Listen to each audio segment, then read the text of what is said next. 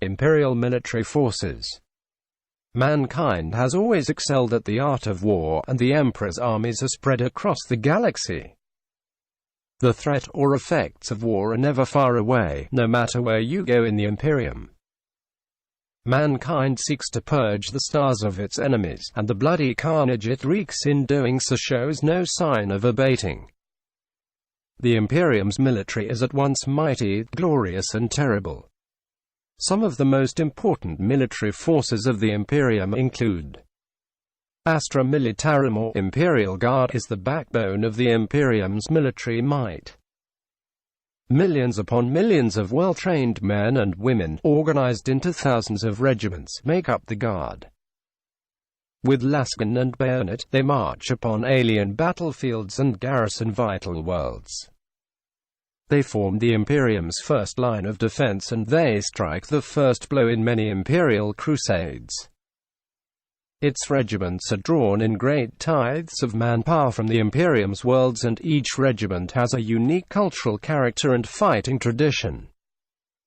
For the rigid discipline of the Armageddon Steel Legion to the stealthy brutality of the pale-skinned Stygians and the unflinching bravery of the Vostroyans. Vast conscript armies, elite special forces, massive tank columns and glorious sabre-wielding, animal-riding cavalry can all be found in the Imperial Guard, often fighting alongside one another on Emperor-forsaken worlds they have never heard of. Regiments do not remain on their home worlds but are raised explicitly to be sent to fight and die light years away from home. And they do die, for the Imperial Guard bear the weight of the Imperium's wars. It is said that the Emperor knows the name of every soldier that has fallen fighting in his wars, but if that is true, he is the only one who can comprehend just how many Imperial Guardsmen have died in the 10,000 years since the Emperor ascended to the Golden Throne. Those who survive the grinding horrors of a lifetime of war are frequently gifted a portion of the very land they fought to conquer as a reward. As with many things in the Imperium, this is a mixed blessing indeed. The Imperial Guard regiments are raised from the local armies of the Imperium's worlds as part of a planet's tithe to the Imperium. These regiments are normally deployed according to the orders of the Adeptus Terra. However, when the High Lords of Terra declare a major military campaign, often referred to as a crusade, they appoint a war master chosen from among high-ranking Imperial Guard officers to command the campaign's regiments. One of the most famous war masters, Macharius, was given the title Lord Solar when he became the Imperial Commander of the entire Segmentum Solar.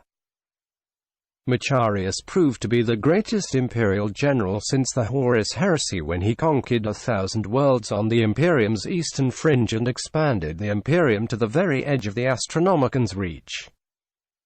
Adeptus Astartes, better known as the Space Marines, are the elite, transhuman warriors of the Imperium. They are few in number and regarded with almost mythical awe by most folk, for they are inheritors of traditions founded by the Emperor himself. The Space Marines are divided into chapters, each possessing 1,000 Astartes along with its own support staff and starfleet. It is said that there are around 1,000 such chapters in the Imperium.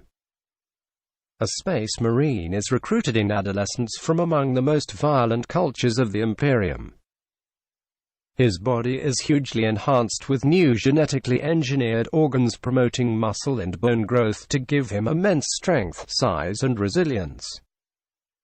His mind is similarly enhanced. Hypnodoctrination and sleep learning give him both a fervent belief in the Imperium and the knowledge of weapons and tactics to bring the Emperor's wrath to the battlefield.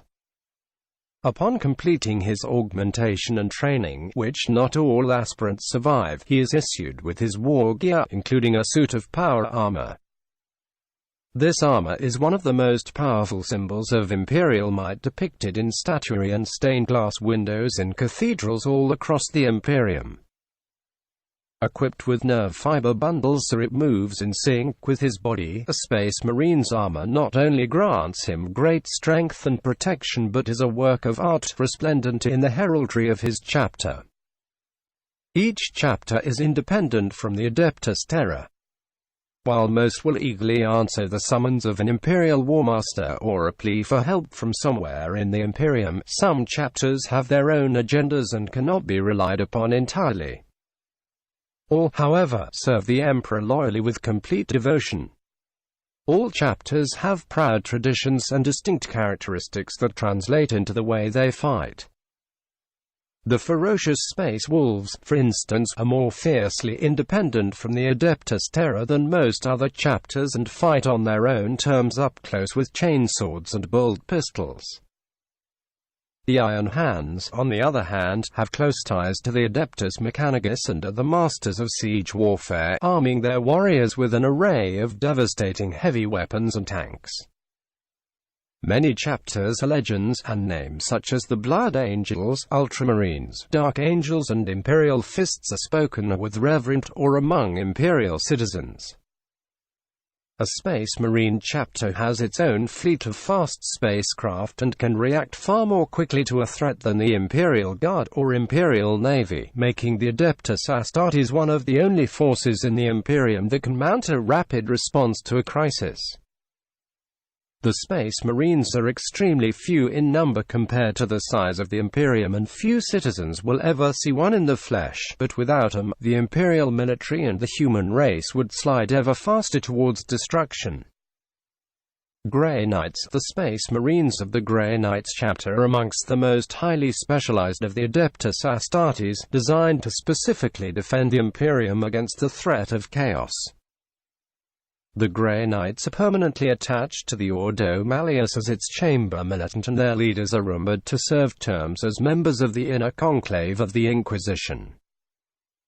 No ordinary warriors, Grey Knights are chosen from amongst the most fearsome and savage feral cultures, each one an emergent psyker who has undergone arduous tests of faith, strength, endurance and courage that will break all but the strongest.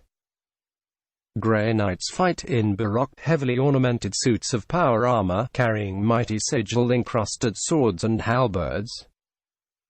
These warriors alone can stand before the might of a greater demon with any hope of banishing it back to the warp. The millennia the Grey Knights have spent in battle against the forces of chaos has furnished them with blasphemous knowledge, painstakingly pieced together by the inquisitors of the Ordo Malleus. Each warrior carries a copy of the sacred Liber Demonica, the holy battle rites of the chapter, in a ceramite case on his breastplate, and it is this dome which symbolizes a Grey Knight's most potent weapon, his unshakable faith in the divine Emperor of mankind. For above all else, the Emperor protects. Deathwatch. The Space Marines of the Deathwatch are mysterious figures who battle in black power armor, fighting with preternatural skill and dedication against the most terrible of alien creatures, or Xenos, as they are called in the Imperium. They usually appear without warning and vanish as quickly as they arrived, leaving no trace of themselves or of the creatures they have fought. These are the Imperium's most highly trained Xenos fighters, known simply as the Deathwatch. Forming the chamber militant of the Inquisition's Ordo Xenos, the Deathwatch uniquely draws its members from across the many different Space Marine chapters, all of which have sworn sacred oaths to maintain specially trained Xenos fighters and stand ready to deploy them at a moment's notice when the Inquisition requests their aid. These specialized warriors are drawn together as and when needed by the Ordo to combat alien menaces whenever and wherever it rears its vile head. Rumor has it that Ordo Xenos maintains a number of secret fortresses at the fringes of the Imperium where the Deathwatch keeps a silent and constant vigil, ever watchful for the telltale signs of alien encroachment. Legia Titanica is the division of the Adeptus Mechanicus that includes the legions composed of Titans, the colossal imperial robotic war machines that are the most powerful engines of war in the Imperium of man. The Collegia is also more rarely known as the Adeptus Titanicus, a contraction of Adeptus Mechanicus Collegia Titanica.